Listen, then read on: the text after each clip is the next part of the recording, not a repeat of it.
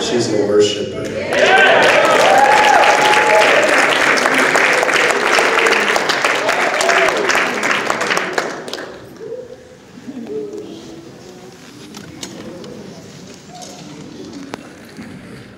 I love your posh accent, Graham. Oh, thank you so much.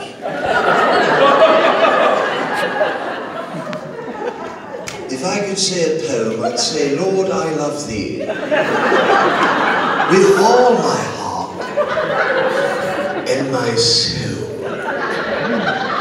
You have to do the soul. You know what I love about Graham, too, in this church is that it's fun. I don't know about you, but I've had it with religion.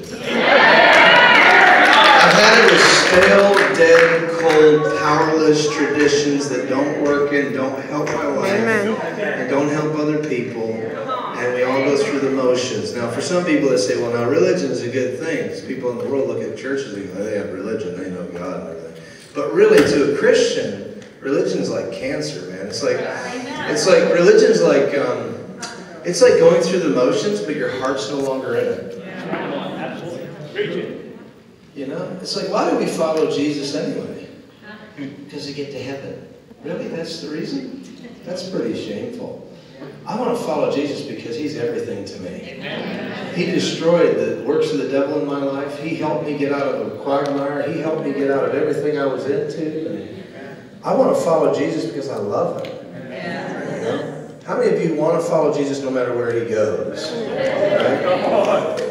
If you ask some people, they're like, why do you follow Jesus? Because I want to get to heaven. Of course. That's like asking why did you marry your wife? Oh, because the other chick was ugly. It's terrible. It's a terrible reason. How many brought your Bibles to church this morning? Because we're going to need them. John chapter 1 I want to take you to, and I want to see if I can help build maybe a stronger foundation in your life as a Christian.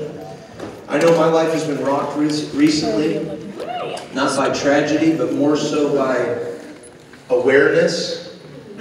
I believe revival is just the awareness of God. It's falling back in love with him all over again.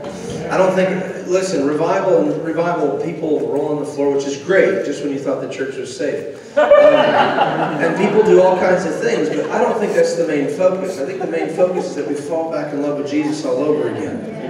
It's kind of like taking your wife out to dinner. How long has it been since you took her out to dinner and wined and dined her, or romanced her, or whatever? You know, sometimes you need to go back to the Lord and go, you know what? I'm going to leave this ministry thing for a minute and come back and refocus on what we're doing here.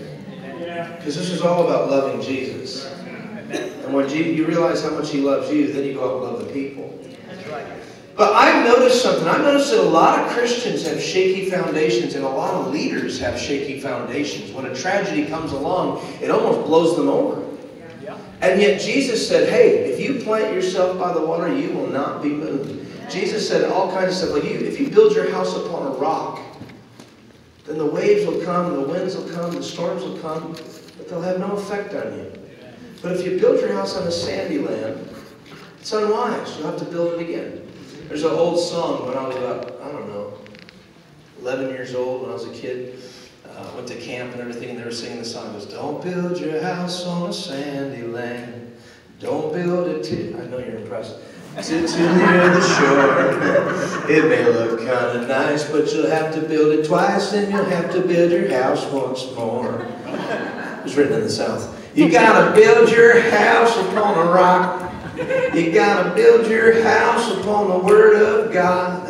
The rains may come and go, but the Word of God you will know. Don't start that. It's really true. If we don't build on the rock of the foundation of Jesus Christ, he is the rock of everything. So I want to say I want a lot. I really want to take you through something real quickly. How can I condense this in about 3 minutes? My wife and I, in 2005, after serving at church and just a couple ministries for many years, I felt it was time for us to go and step out on our own. And then I talked to my wife, and she's like, let's do it. And it wasn't easy when we stepped out, because, you know, when you're serving a church and you're in the worship leader position, you're kind of helping pastor some of these people that are on your team and everything. It's not an easy thing to leave, but I knew the Lord told me it was time for me to go and trust him instead of somebody else taking care of my wages, so to speak.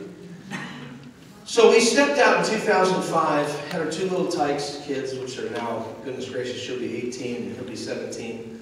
She's beautiful, isn't she? Yeah, my guns think so as well. So,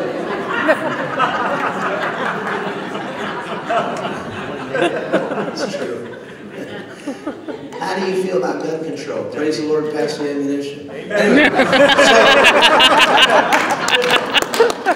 so here's what I want to tell you tonight. This morning. I don't know what country I live in right now. Now, if you're offended and you're like, would you just get to the word and stop being funny? No. I'm going to be me. I want you to be you. 2005, we stepped out in a full-time ministry. We were already serving the church and everything. And now it's time to go. And we take our 2 children on the road, and we wanted to see God move in revival across the United States because we were touched, both of us were touched in the Brownsville revival. Deeply touched, deeply touched. I stood in front of the worship leader, Lendell Cooley's keyboard in 1998 and said, God, if you'll take that anointing and put it on me, I promise I'll make it about you and not me. 10 years later, I find myself in 2008 in the Lakeland Revival. How many have heard of the Lakeland Revival before? How many have never heard of the Lakeland Revival before? How many raise your hands no matter what I said? Thank you for your honesty. Found myself on a world stage, world platform with the whole world watching on God TV, internet, television, satellite. Somebody asked me, I've had so many interviews, they say, what was Lakeland like for you? And I said, you know what it was like? It was as if they invaded my private space with the Lord with cameras. That's what it was like for me during the worship. It was like they invaded my personal worship with the Lord. And I wasn't even aware until about 30, maybe 32 days later that the cameras were actually there. I was so